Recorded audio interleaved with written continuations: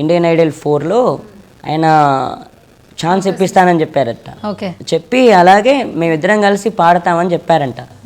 అది చెప్పారంట, నాకు తెలియదు, అందరూ చెప్తుంటే నేను విన్నా.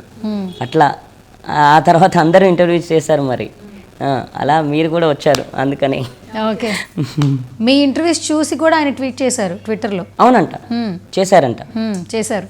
అవునా, ఏమన్నారు ఏంటో మరి. ఖచ్చితంగా మీకు ఒక ఛాన్స్ అయితే ఇస్తామని చెప్పారు. Okay okay okay. ట్విట్టర్ తెలుసా మీకు? ట్విట్టర్ అని కూడా ఒకటి. అవునంట అవునంట, ఆ ట్విట్టర్ అని కూడా తెలుసు. అందులో చూసారంట, ఆయన ఫస్ట్ పెట్టారంట, ట్విట్టర్లో పెట్టారంట, ఇట్లా ఇండియన్ ఐడల్ 4లో నేను అతనికి ఛాన్స్ ఇప్పిస్తా అని చెప్పారంట. మరి మరి మీరు కూడా ఈ ఇంటర్వ్యూ అయిన తర్వాత కూడా చెప్పారంటున్నారు. చాలా హ్యాపీ. ఓకే. అంటే ఆల్రెడీ అది చెప్పారంట, మళ్ళీ ఇప్పుడు మీరు ట్విట్టర్లో కూడా అంటే ఇంటర్వ్యూ చూసి మళ్ళీ చెప్పారా? ట్వీట్ చేశారు అప్పుడే, మీ ఇంటర్వ్యూస్ చూసి ట్వీట్ చేశారు. Okay okay okay. మళ్ళీ రెండోసారి. Okay okay okay. రాజన్న, చాలా ఎక్సైట్మెంట్తో ఉన్నావు. మరి తమ్మన్ గారిని కలిసావు అనుకో, ఆ ఫస్ట్ ఇంటరాక్షన్లో ఏం చెప్తావు? చాలా thanks sir, thank you very much, మీరు నాకు ఆపర్చునిటీ ఇస్తా అన్నారు అని చెప్తా. అంతేనా? అంతే అంతే. ఇంకేం చెప్పాలి? అంతే కదా, చాలా thanks sir, thank you very much sir అని చెప్తా. ఇక్కడ ఇంత ఎక్సైట్మెంట్తో ఉన్నావు కదా, మరి అక్కడికి వెళ్ళాక ఇంకా ఎక్సైట్మెంట్ ఎక్కువ అవుతుంది కదా. మరి అక్కడ అంటే ఆయన ముందు పాడతాం మామూలుగా, ఆయన ముందు పాడి హ్యాపీగా డాన్స్ కూడా అంటే డాన్స్ అంటే డాన్స్ కాదు, పాడతా. నీకు డాన్స్ వచ్చా? నేను డాన్స్ అని చెప్పాను కదా మీకు, అనవసరంగా నాకు డాన్స్ రాదు. ఓకే సరే, డాన్స్ ఎవరికి రాదు, తమన్ గారికి కూడా డాన్స్ రాదు. నాకు కూడా రాదు. మరి వస్తుందంట డాన్స్ నీకు? అంటే డాన్స్ ఇలా ఇలా ఇలా అంటే వస్తుంది కదా, అంటే ఇలా ఇలా అంటే రాదు, అది డాన్స్ కాదు, ఏదో మామూలుగా వస్తుంది అంతే. ఏదో నేను టీవీ వస్తుంది కదా నా దగ్గర, ఆ టీవీ పెట్టుకొని ఇలా ఇలా ఇలా డాన్స్ ఆడుతుంటా అప్పుడప్పుడు, అలా అలా ఆడుతుంటా రెండు కాళ్ళతో. సరే, ఒకవేళ తమన్ గారికి ఒక పాట డెడికేట్ చేయాలి, ఆయన పాటల్లో ఏం పాడతావు? ఆయన ముందు ఇదే పాడతా, వీరసింహారెడ్డి. పాడే.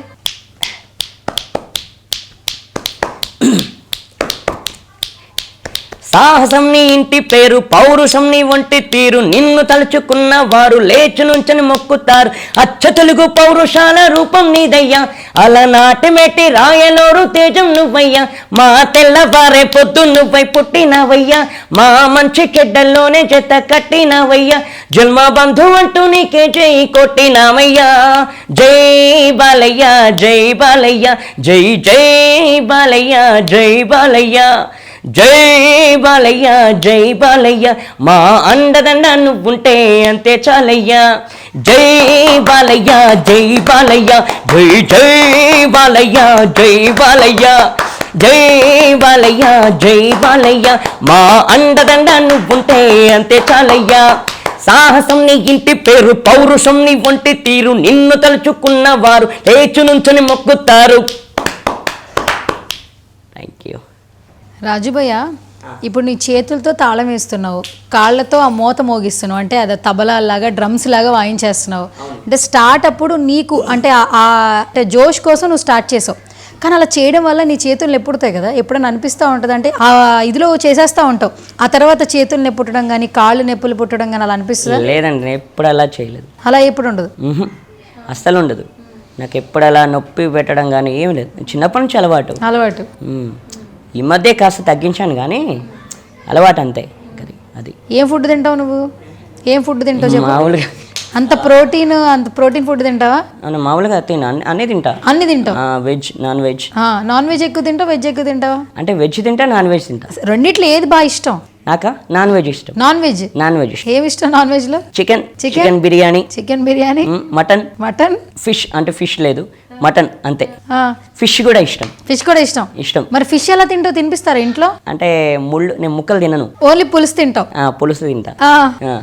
ఓకే. చికెన్ ముక్కలు తింటా, అంటే దాంట్లో బొక్కలు తినను. బిర్యానీ తింటా, ముక్కలు తింటా. మటన్ తింటా, ముక్కలు తింటా, దాంట్లో బొక్కలు తినను. ఫిష్ తింటా కానీ పులుసు తింటా, దాంట్లో ముళ్ళు ఉంటాయి కదా, అవి తినను. ఓకే. సో రాజన్న, లైఫ్లో ఏదైనా కొన్ని సిచ్యువేషన్స్ వచ్చినప్పుడు ప్రతి ఒక్కరికి నార్మల్గా అన్ని అవయవాలు ఉన్న వాళ్ళు కూడా ఇప్పుడు ఏంటంటే తల్లిదండ్రులు చదివిస్తున్నా కూడా ఏదైనా చిన్న సిచ్యువేషన్స్ వస్తుంటే, అంటే సరిగా చదువుకోలేకపోయినా లేదంటే లవ్ చేసి లవ్ ఫెయిల్యూర్ అయినా కూడా చనిపోతున్నారు వెంటనే. అంటే సూసైడ్స్ చేసుకుంటున్నారు, అంటే వాళ్ళకి వాళ్ళే హామ్ చేసుకుంటున్నారు. కానీ నువ్వు చిన్నప్పటి నుంచి స్ట్రగుల్తో ఉన్నా, నిన్ను నువ్వు మోటివ్ చేసుకుని బ్రతుకుతూ ఉన్నా, అలాంటి వాళ్ళని వింటున్నప్పుడు చూస్తున్నప్పుడు నీకేమైనా చెప్పాలనిపిస్తుందా? చిన్నప్పటి నుంచి ఇప్పుడంటే తీరుతుంది, ఓకే తీరుతుంది అంటే ఇంకా నేను మ్యూజిక్ డైరెక్టర్స్ దాకా పోలేను, అంటే అక్కడ దాకా వెళ్ళాను, ఇంకా గెలవలేను. ఓకే, నా చిన్నప్పటి నుండి ఇలా కష్టపడుతున్నా, నేను ఆల్రెడీ ఒకరి మీద ఆధారపడుతున్నా, నాకు టెన్షన్ ఉంది ఇప్పటి వరకు. అలా అనుకొని నేను సూసైడ్ చేసుకుంటే మీలాంటి వాళ్ళు నాకు కలిసేవాడు కాదు. నేను ఇంకో విషయం చెప్పనా, 2016లో నాకు ఎలాంటి ప్రాబ్లమ్స్ జరిగినాయి తెలుసా? వాంతులు, విరోచనాలు, మోషన్స్, మొత్తం ఇలా అన్నీ. ఆ రోజు నేను ఎక్కడది శంషాబాద్ విజయలక్ష్మి హాస్పిటల్ డాక్టర్ వేణుగోపాల్ గారు, ఆయన కనుక నేను అక్కడికి వెళ్ళకపోతే పక్కా ఆ రోజు చనిపోయి ఉండేవాడిని. నేను ఎవరితో చెప్పలేదు, మీతో చెప్తున్నాను. నేను ఇప్పటి వరకు చాలామంది ఇంటర్వ్యూస్ చేశారు, ఆ ఇంటర్వ్యూస్ చేసిన వాళ్ళతో ఎవరితో చెప్పాల. 2016లో నాకు ఈ దసరా అక్టోబర్ టైంలో ఫుల్ వాంతులు, విరోచనాలు. ఎందుకట్లా ఏమో మరి, నాకు ఆ రోజు నైట్ అంతా అర్ధరాత్రి 1 గంట, అంటే అర్ధరాత్రి నుండి ఇంకా 2 అంటే తెల్లవారుజామున 2-3 గంటల నుండి ఉదయం దాకా ఆ రోజు నేను ఎంత స్ట్రగుల్ అయ్యానో నాకు తెలుసు. ఆ రోజు ఉదయం 7ంటికి హాస్పిటల్ వెళ్ళా, 7 గంటలకు హాస్పిటల్ వెళ్ళా. మా బావగారు మా అమ్మగారు తీసుకెళ్లారు. ఆ రోజు ఆ డాక్టర్ ఏమన్నాడు తెలుసా?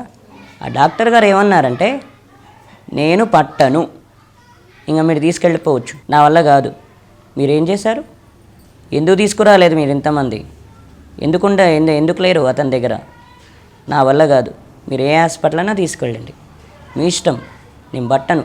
మా అమ్మగారు వీళ్ళందరూ మా బావగారు రిక్వెస్ట్ చేస్తే అప్పుడు పట్టుకున్నారు. ఆ రోజు అంటే ఆయన ఒక మెసేజ్ చెప్పారంట, కొంచెం ఆలస్యం, కొంచెం ఒక 5 minutes ముందున్నా చనిపోయేవాడు. ఆ రోజు కనుక నేను చనిపోయి ఉంటే ఈరోజు మిమ్మల్ని కలిసేవాడిని కాదు. రాజు అనేవాడు క్యారెక్టర్ క్లోజ్, ఎండింగ్ అయ్యేది, చాప్టర్ క్లోజ్, ఎండింగ్ అయ్యేది. నేను ఎప్పుడు వరకు కూడా నేను ఆత్మహత్య చేసుకోవాలి, నాకు ఈ ఛాన్సెస్ రాలేవు, నేను తినకుండా ఉన్నా, నేను మా వాళ్ళ మీద అలిగాన్ చేశాను, కానీ ఆత్మహత్య చేసుకోవాలి, సూసైడ్ చేసుకోవాలని ఎప్పుడు అనుకోలేదండి. కానీ అది చాలా తప్పు.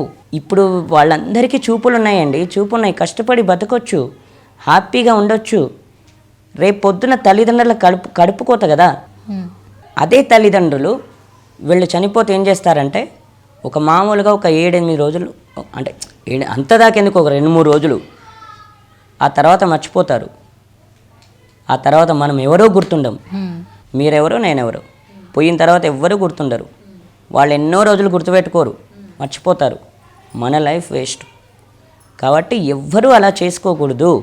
మనకు చూపు ఉంది, ఒకటి కాకపోతే ఇంకొకటి, అది కాకపోతే ఇంకోటి, ఏదైనా మనం కష్టపడితే సాధించలేమంటూ ఏం ఉండదు, సాధిస్తాం. ఈరోజు నేను ఇన్ని మాటలు చెప్తున్నా, నేను కష్టపడలేదా? మరి ఆ రోజు నేను చనిపోయేవాడిని కదా. మరి అదే విజయలక్ష్మి హాస్పిటల్లో ఆయన పేరేంటి, ఆయన పేరు వేణుగోపాల్ గారు, ఆయన లేదంటే నేను చనిపోయేవాడిని కదా. ఆయన ఆ రోజు ఆలోచించారు. ఇంకో విషయం చెప్పనా, నేను అక్కడ పాటలు ఆ రోజు వాళ్ళ తర్వాత నా ఫ్రెండ్ కూడా వచ్చాడు మధ్యాహ్నం టైంలో. అక్కడ వాళ్ళు చూసేమన్నారు తెలుసా, అంటే మీరు సింగరా, మీ దగ్గరికి ఇంతమంది వస్తున్నారేంటి? వాళ్ళే షాక్ అయ్యారు. నేను ఇట్లా మ్యూజిక్ నేర్చుకుంటున్నాను సార్ పలానా వాళ్ళ దగ్గర అని చెప్తే, ఆయన చూశారు, పట్టించుకున్నారు. అందరికంటే ముందు నన్ను ట్రీట్ చేశారు ఆయన. నిజంగా మీ ఛానల్ ద్వారా చెప్తున్నా, thank you so much. And doctor Venugopal గారు, ఆ రోజు మీరు చూడకుంటే నేను ఆ రోజు చనిపోయేవాడిని. ఈరోజు ఇంతమందికి నేను పరిచయం అయ్యేవాడిని కాదు. ఈరోజు మీ వల్ల నేను ఈరోజు ఇలా ఉన్నా, ఈరోజు ఇంతమందికి నేను ఇంతమందితో మాట్లాడుతున్నా. చాలా చాలా థ్యాంక్స్. ఎందుకంటే thank you so much sir, మీకు ఆయనకు థ్యాంక్స్ చెప్పాలి. చూశారు ఆయన అన్ని రోజులు ఉంచుకున్నారు. నేనేంటనేది సార్, నేను అది కూడా చెప్పా సార్, నా క్లాస్ ఉంది సార్, రామాచారి సార్, నేను డిశ్చార్జి లేకముందే ఇటు నుంచిటే నేను ఆయన క్లాస్కి పంపిస్తానని చెప్పారు. ఎవరు చెప్తారు అట్లా?